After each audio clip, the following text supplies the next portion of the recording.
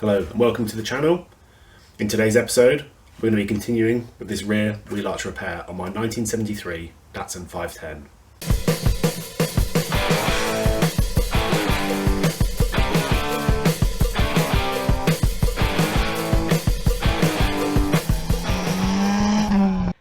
So this is the state we left this repair in at the end of the last episode. As you can see, I've pretty much welded up all of the outside. There's still a hole here which is actually part of the inner arch. Ground the welds back a little bit. And now it's time to move on to the inner arch. So I got the first little section tacked into place, and while I was checking it out from the other side I had a little bit of an epiphany. Let's stand up and look inside the boot. As you can see, that's the section that I've just sort of beat into place, but actually it might be easier to repair this section from inside this boot. Basically cut a strip out along here and just weld a new strip of metal in, rather than try to shape the arch. It took a reasonable amount of hammering to get that little section in the right place. I'll have a think.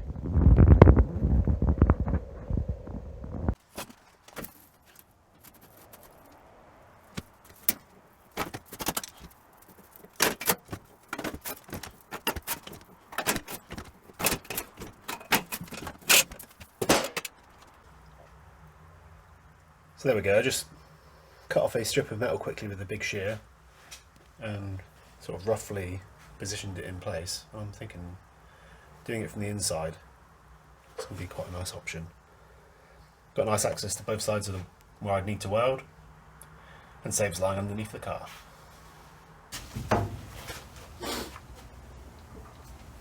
Just working on the patch for the inner arch, and this has caught my attention. I knew this was here for a while. It's basically a split that goes all the way across.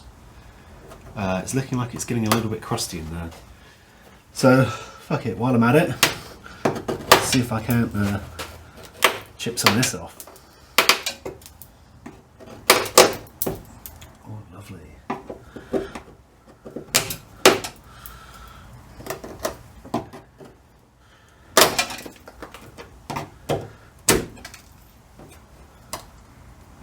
I just love Thailand, Malaysia, Far East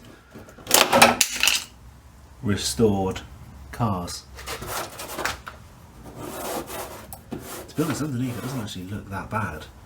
Definitely moisture in there, probably from where the filler had split. Moisture's then got in the crack and got down behind. It's not very well adhered to the metal, as you can see. To be fair, it doesn't actually look that bad inside.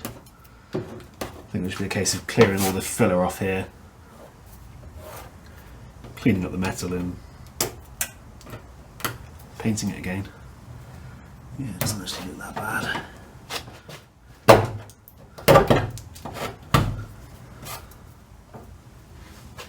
Great. Just love old cars. But to be honest, that filler is probably 2-3 mil thick. Like, it's a fair old skin, but not horrendous. Not the worst I've seen. So a bit of a while later, here's where we are. I've got my metal patch cut out and I am back under the car, and that's because I've just tack welded it into place. What I'm going to do is I'm going to get the cutting disc and the angle grinder and come along this edge here at an angle, and then basically cut this existing arch to meet up with this new panel. The hole is mostly there, but I actually had to remake this panel because I traced around my original one, cut along the lines, and it ended up being too big. Whereas at least now it's held in place at one end, it really can't move anywhere. So if I just cut along this edge, it should hopefully butt up perfectly.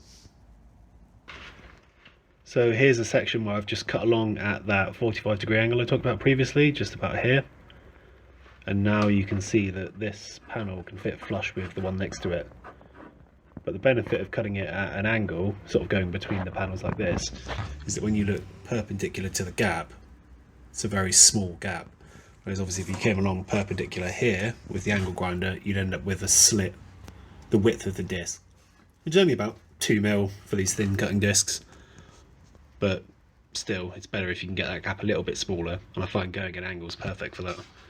So yeah, I've done that only in this centre section about here, and then what I'm going to do is clean up this undersealing stuff and this bit of metal, probably tack weld this, and then continue this process down to the end, because you see there's a bit of a gap here.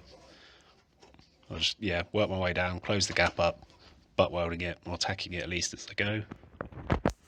And then up the top, this panel is probably going to get cut off here, just because of the way the metal forms. And then I'm not sure if I'm going to cut this panel out behind that I tack welded previously. I'll get this bit sort of fully tacked in, and then I'll decide what I'm going to do next.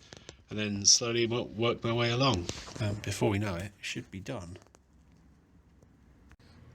Trimming out the inner arch stuff, had to resort to this. So it's a Dremel with a tiny little cutting disc on the end. I simultaneously love and hate using this. I love it because it can really get in spaces that no other tool can for cutting. But I hate it because these discs are so fragile. Anyone who's used these will know how much of a pain in the ass they are. They catch on one corner and just disintegrate. So you spend a lot of time swapping discs over, but very useful for getting into very tight spots. So after some CAD work and a bit more cutting and tacking, this is the state of the inner arch.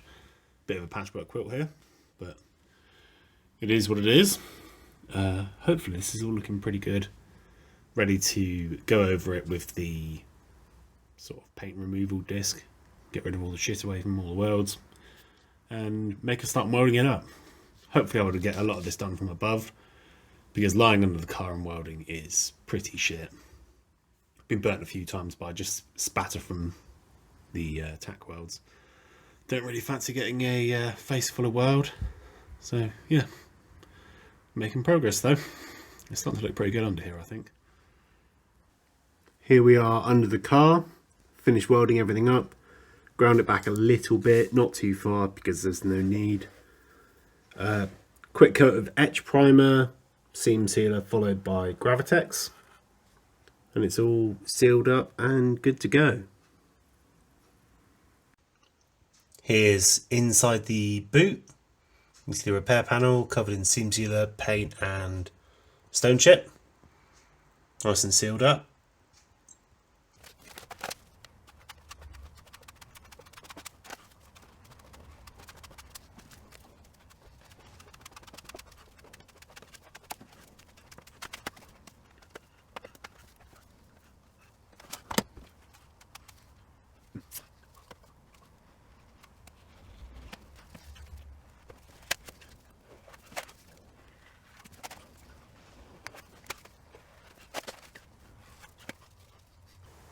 It's been a while since the last clip due to Christmas and all that sort of stuff. Been taking it easy this past couple of weeks. Not really done a lot on the car. Came out tonight to give the body filler a little sand and another quick skim coat, and figured I might as well record a bit of video while I'm out here. Not an expert at body filler. If anything, I'm pretty shit at it. Don't really enjoy doing this sort of stuff, and yeah, don't really know that much about it either. Been sort of bumbling my way through. I feel like I'm doing okay. The last sand looked pretty good. There was just a few areas that were a little bit low around here where the quarter panels warped slightly, but overall it's getting pretty close now. And thought I'd share a couple of things I've learned along the way. Not really done too much body filler stuff, so this stuff might be obvious, but to me, at least, there's a few things I got stuck on. So first of all is to use two spreaders. So these sort of things, one for mixing and then one for applying. Not in this instance, but on a previous bodywork repair, I used a single spreader and ended up getting like unmixed filler that was stuck on the spreader on the body. Not a great time. Also, with these spreaders, you really want to make sure you clean them before the filler goes hard, because once it's dried on like this, it's pretty tough to get off. And on the subject of cleaning these, acetone seems to work pretty good at getting the filler off. Brake cleaner, surprisingly, doesn't.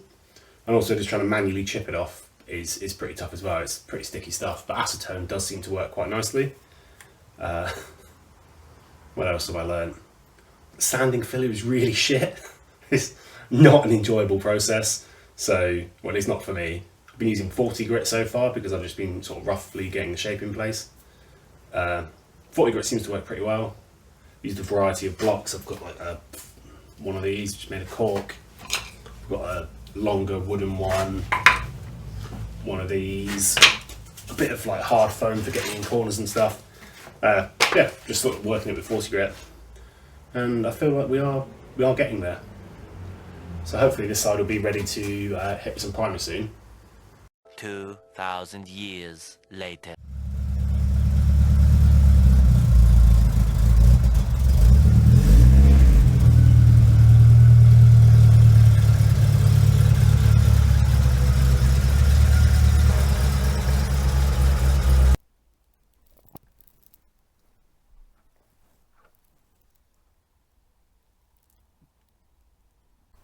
As you can see, I've chucked a coat of orange on this repair.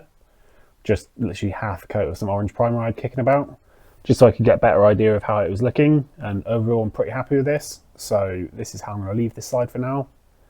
I've got a lot of work I need to get done this winter before car shows start again, so this will do for now. And I'll come back and I'll paint it properly once I've done the door and done the other side. I'll hopefully get all the painting done at once when the weather's a little bit warmer as well. Hope you enjoyed this episode and thank you for watching. I'll see you next time.